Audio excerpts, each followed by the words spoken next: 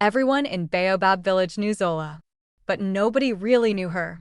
To them, she was just the cursed orphan, a shadow that moved silently through the dusty streets. Zola was a maid for the wealthiest woman in the village, Madame Sarah. Madame Sarah was cruel. Her heart was as hard as a stone. She lived in a big house with a red roof, and she made Zola do all the work from sunrise to sunset. Zola was beautiful, but she was always covered in dirt and ash. Her clothes were old and torn rags. But she had the eyes of a queen, deep, calm, and full of secrets. Madame Sarah hated those eyes. She hated that a penniless orphan could look so peaceful. Every day, Madame Sarah would find a new reason to scream at Zola. "Zola, you lazy girl. The water pot is empty. Why isn't the floor swept?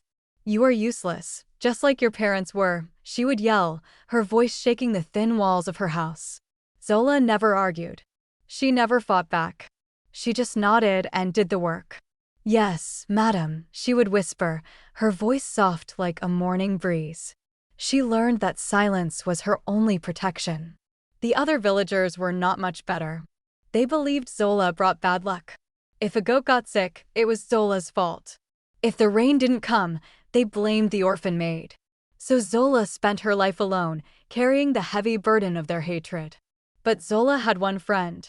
A friend that no one else knew about. It was the ancient, giant baobab tree that stood at the very edge of the forbidden forest. The villagers feared the forest. They said it was full of spirits and demons. But Zola loved it. To her, the giant baobab tree was like a wise grandmother. Every night, after Madame Sarah was asleep, Zola would sneak out. She would walk to the edge of the forest and sit at the foot of the massive tree. Its bark was smooth and cool against her back. She would tell the tree about her day, about Madame Sarah's cruelty, and about her loneliness. And sometimes, if she listened very closely, she could hear the leaves rustle, as if the tree was whispering back to her, comfortingly. One afternoon, a rich businessman from the city arrived in Baobab village. His name was Chief Balagan. He arrived in a big, shiny black car that the villagers had only ever seen in pictures. He wore an expensive suit and many gold rings on his fingers. Chief Balagan was a man with a big smile, but Zola saw something cold in his eyes. He claimed he was looking to invest in the village, to build a school and a clinic. The villagers were excited. Madame Sarah, seeing an opportunity for more wealth, immediately invited him to her house for dinner. She ordered Zola to prepare the best meal of her life. "This is our chance, Zola," Madame Sarah hissed, her eyes gleaming with greed. "Do not embarrass me, or you will regret the day you were born." The kitchen was filled with the smell of roasted goat, spicy jollof rice, and sweet fried plantains. Zola's hands were sore from grinding the peppers and pounding the yam, but she didn't complain. She knew Madame Sarah was watching her every move like a hungry hawk. Chief Balagan sat in the grand dining room, laughing loudly as he spoke about his many businesses in the city. He looked like a king, but to Zola, his laughter sounded like dry leaves crunching under a heavy boot. "Bring the food, you useless girl," Madame Sarah shouted from the other room. Zola carefully balanced the heavy wooden tray on her head and walked into the dining room. As she lowered the tray onto the table, her hand brushed against a small, dusty box that Chief Balagan had placed near his seat.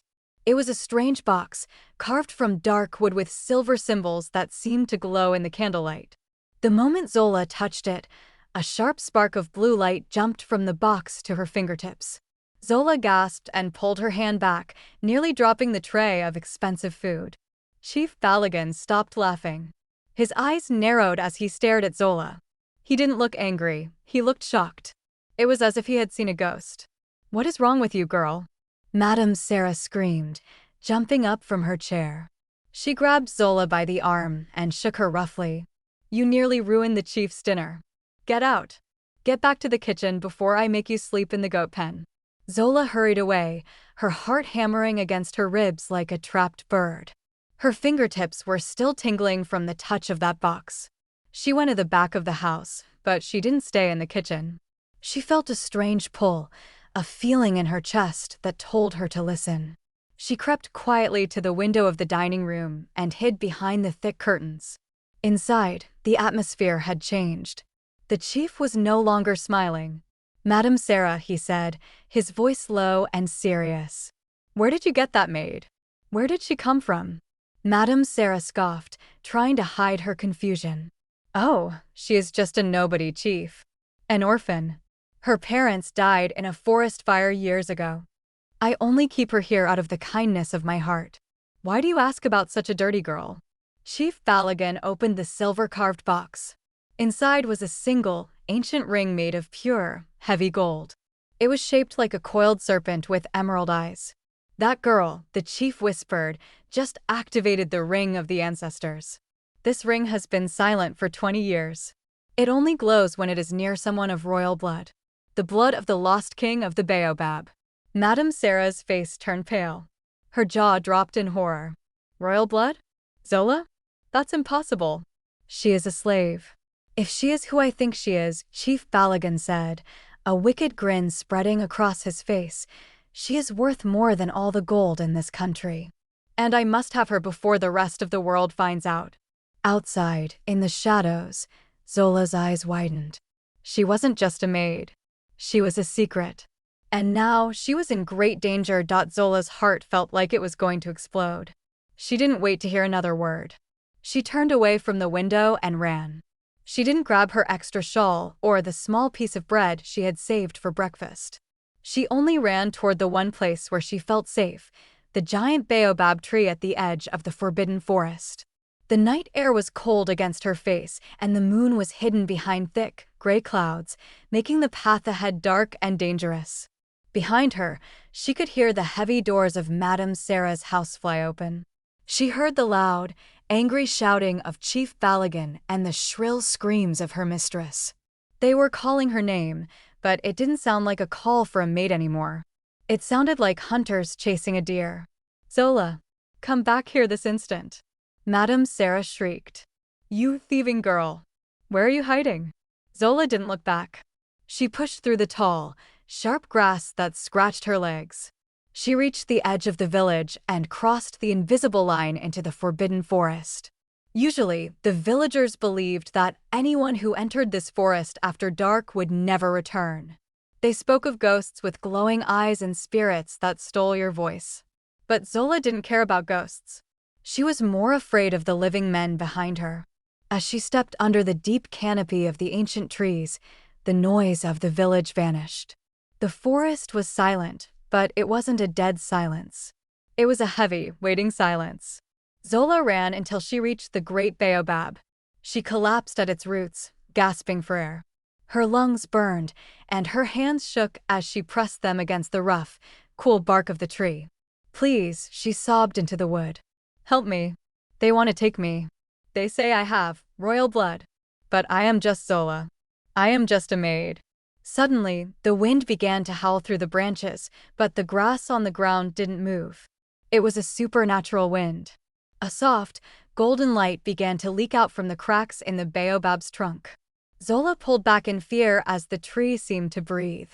Slowly, a face began to form in the bark, the face of an old, wise woman with eyes that looked like shimmering stars. "Do not cry, daughter of the sun," a voice echoed, not in Zola's ears, but directly inside her mind. "The ring did not lie. The blood in your veins is older than this village. It is the blood of the kings who ruled before the mountains were born." Zola stared in shock. "But my parents, they died in a fire. I was told they were peasants." The spirit of the baobab let out a soft, sad sigh. "They died to protect you, Zola. The man in the village, Chief Balagan, is not a businessman. He is a usurper. He is the one who set that fire 20 years ago to steal your father's throne. He has been searching for you ever since, hoping to use your blood to lock the kingdom's magic forever." Zola felt a cold chill wash over her. The man who had just eaten dinner in her house was her parents' murderer. Before she could ask more, she heard the sound of snapping branches. Flashlights cut through the darkness of the forest. Chief Balagan and his men were close. "They are coming," the baobab spirit warned. "You must choose, Zola. Will you remain a maid and be a prisoner forever, or will you take the path of the queen?" The blinding beams of flashlights cut through the thick forest mist like hungry eyes. Zola could hear the heavy thud of boots hitting the damp earth. Chief Balagan was not far behind, and his voice was no longer smooth and polite. It was raspy and filled with a desperate greed. He was shouting orders to his men, telling them to surround the great tree. Madame Sarah was there too, her shrill voice complaining about her expensive silk shoes getting ruined in the mud. "Find her," the chief roared. "She is just a girl. She can't have gone far in this darkness. Bring her to me alive, or none of you will see another sunrise." Zola pressed her back against the glowing bark of the baobab tree. She felt a strange heat spreading from the tree into her spine. It wasn't a burning heat. It felt like 1,000 tiny suns were waking up inside her veins. The spirit's voice echoed in her mind once more, stronger than before. "The choice is made, daughter. You are the queen of the wind and the earth. Do not fear the shadows, for the shadows belong to you." Suddenly, 3 of the chief's men broke through the bushes. They were large, muscular men carrying heavy ropes and iron shackles. When they saw Zola standing by the glowing tree, they stopped for a second, confused by the golden light. But their greed was stronger than their fear.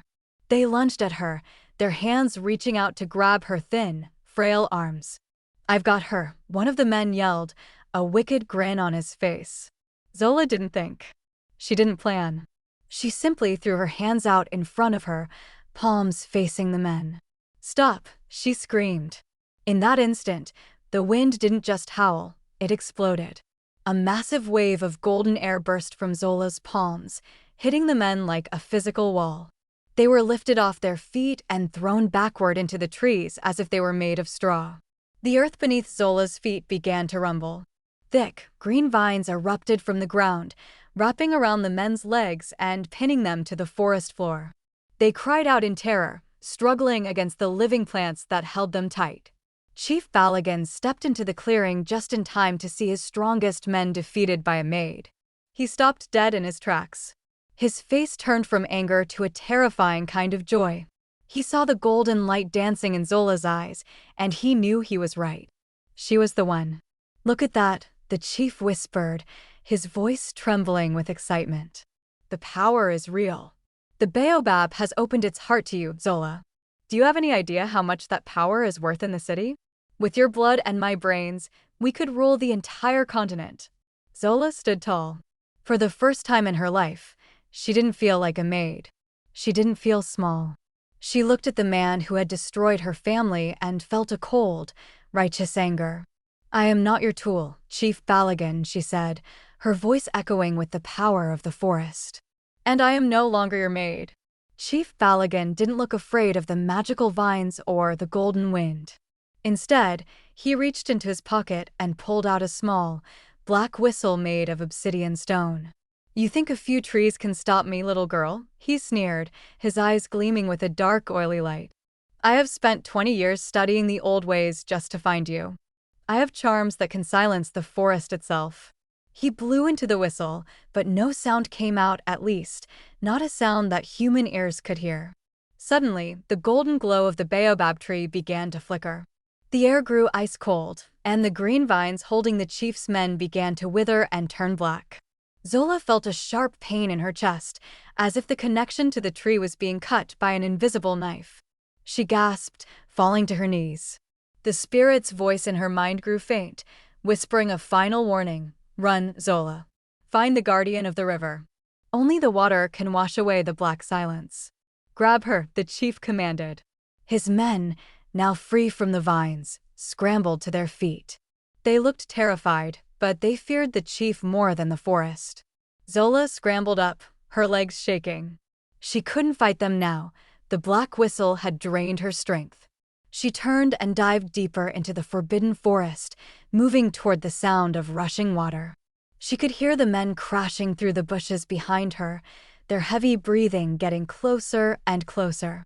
Just as she reached a steep, rocky cliff overlooking a dark river, a hand reached out from behind a massive fern and grabbed her arm.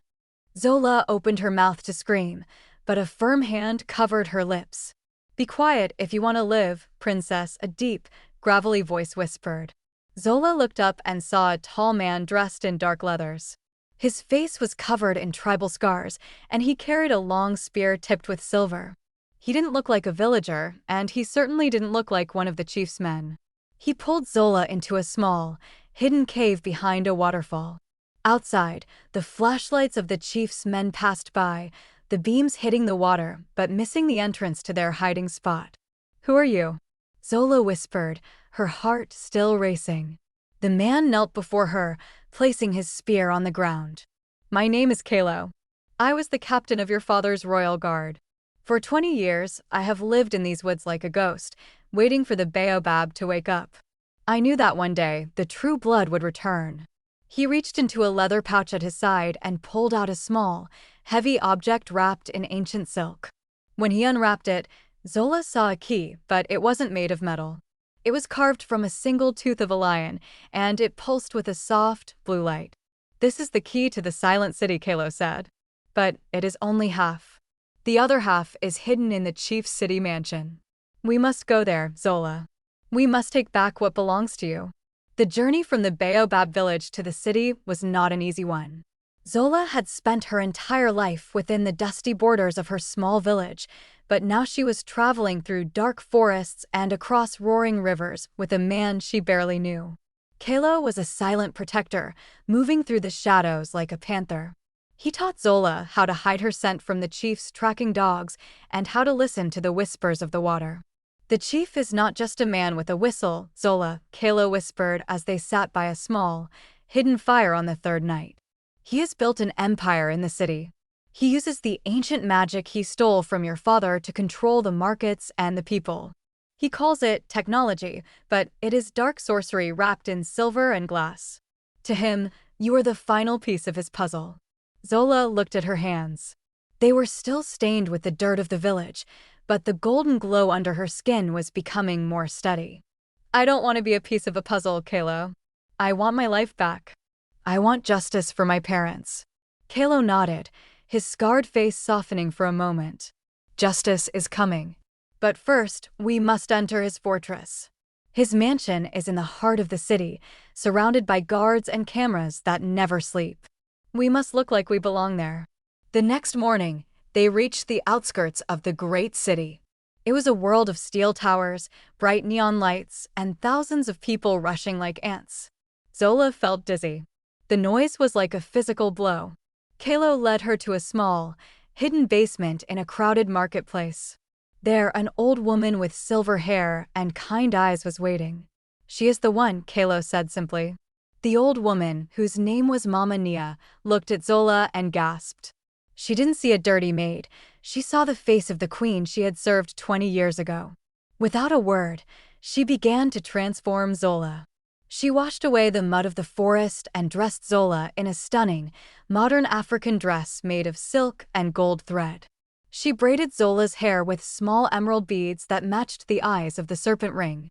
"You look like a dream of the past, child," Mama Nia whispered, tears in her eyes. "But in that house, you must be a nightmare for the chief."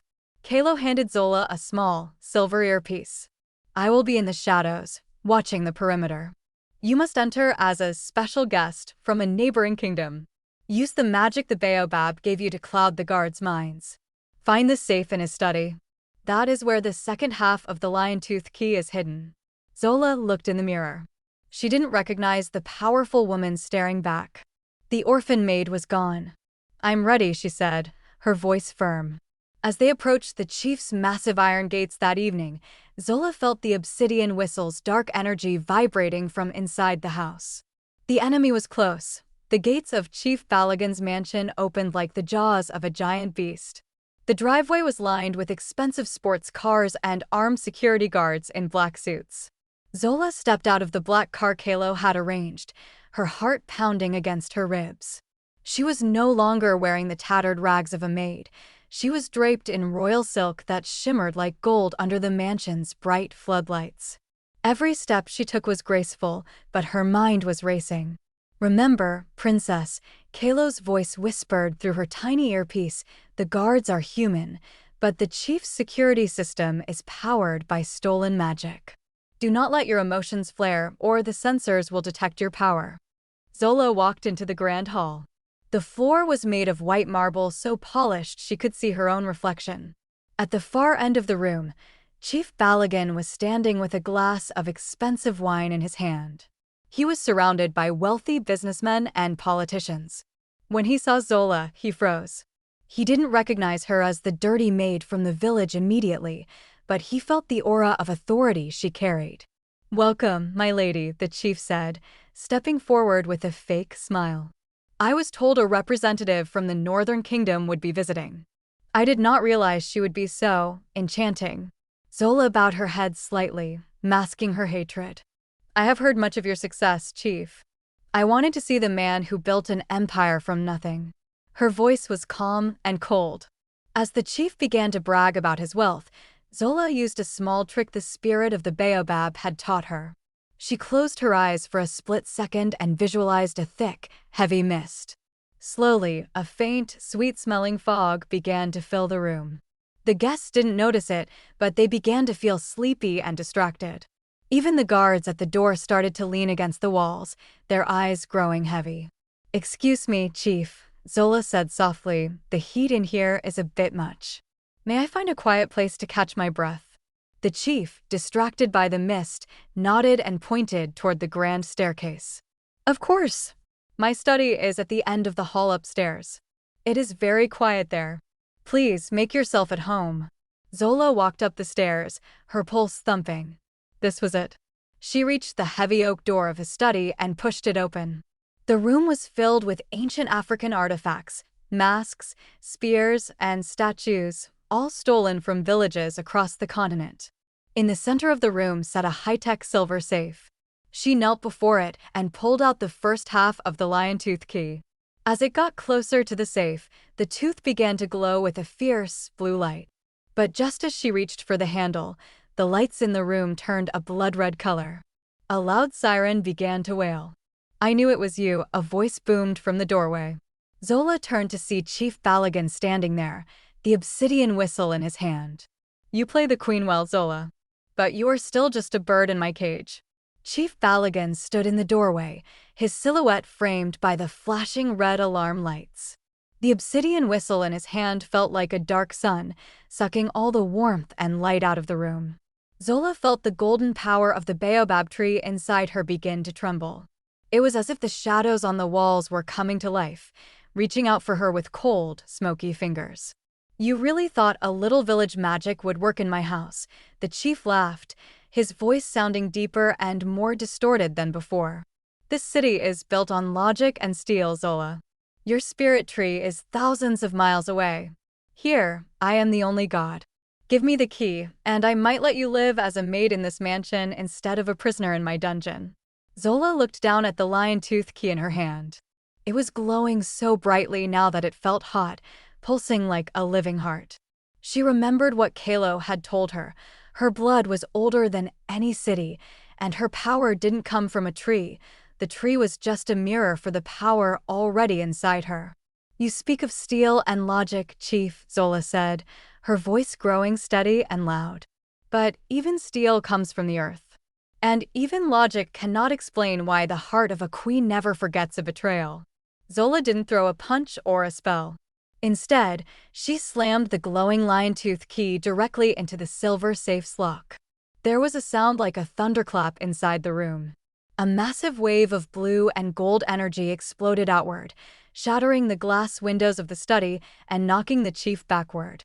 The safe door flew open, and a second half of the key, a matching tooth made of pure silver, flew into the air and snapped together with the one in Zola's hand. As the two halves joined, a blinding pillar of light shot up through the ceiling of the mansion, visible for miles across the city. "The guards! Get in here now!" the chief screamed, struggling to stand. He blew into his obsidian whistle with all his might. The shadows in the room formed into a giant, monstrous shape, a dark beast with red eyes that lunged at Zola. Suddenly, the balcony window shattered completely as Kalo swung into the room, his silver-tipped spear glowing. He landed between Zola and the shadow beast, his eyes fierce. "Go, Zola. The key is complete. Use the power to open the path to the silent city. I will hold them back." Zola held the complete lion-tooth key high above her head. The red alarm lights were replaced by a pure, ancient light. The shadow beast shrieked and began to dissolve. The chief watched in horror as his dark empire began to crack. Zola grabbed Kalo's hand, and with a single thought, they stepped into the pillar of light, vanishing just as the guards burst into the room. The pillar of light did not take Zola and Kalo back to the village. It took them to a place that existed between the stars and the earth, the silent city of the ancestors. It was a city of gold and white stone, hidden deep within a valley that no map could find. As Zola stepped onto the central plaza, the statues of the old kings began to glow. A warm, ancient music filled the air, and for the first time in 20 years, Zola felt like she was truly home. But the battle was not over. Back in the city, Chief Balagan was losing his mind. His mansion was crumbling, and his stolen wealth was turning into dust. Desperate, he used his last bit of dark magic to follow the trail of light. He appeared at the gates of the silent city, his clothes torn and his face twisted with a demonic greed. He still held the obsidian whistle, but it was cracked and bleeding a black, oily smoke. "This city belongs to me," the chief screamed, his voice echoing through the sacred valley. "I have worked too hard. I have sacrificed everything for this power." Zola stood at the top of the palace stairs, the complete lion-tooth key glowing in her hand. Kalo stood by her side, his spear ready. But Zola stepped forward alone. She didn't look like a maid anymore. She was a queen, surrounded by a halo of golden light that made the chief look small and pathetic. "You sacrificed nothing, Chief," Zola said, her voice shaking the very ground. "You only stole. You stole my parents' lives, you stole the village's peace, and you tried to steal the future. But the ancestors do not recognize a thief. They only recognize the truth." The chief blew into his whistle one last time, but instead of a shadow beast, a swarm of black locusts flew out and turned back on him. The dark magic he had used for 20 years was finally demanding its payment. The ground beneath the chief's feet opened up, showing a dark void. He reached out, trying to grab a piece of the golden city, but his hands passed through it like smoke. "No, please," he cried out as he was pulled down into the darkness. "I can give you everything. Just let me stay." "The only thing you have to give is your silence," Zola said firmly. With a final flash of light, the chief vanished, and the dark whistle shattered into 1,000 pieces. The curse was broken. Back in the Baobab village, the trees turned green overnight, and the crops began to grow. Madame Sarah, who had lost all her wealth the moment the chief fell, was now the one sweeping the streets, finally understanding the weight of the work Zola had done for years. Zola returned to her people, not as a slave, but as their protector. She sat under the giant baobab tree, which was now more beautiful than ever. She wasn't just a girl who could speak to the wind, she was the woman who had brought the light back to Africa. So friends, that was Zola's story. Truth always prevails, and destiny changes in a heartbeat. If you loved Zola's transformation, like the video and comment Queen below. Subscribe now for the next thrilling tale. See you in the next one.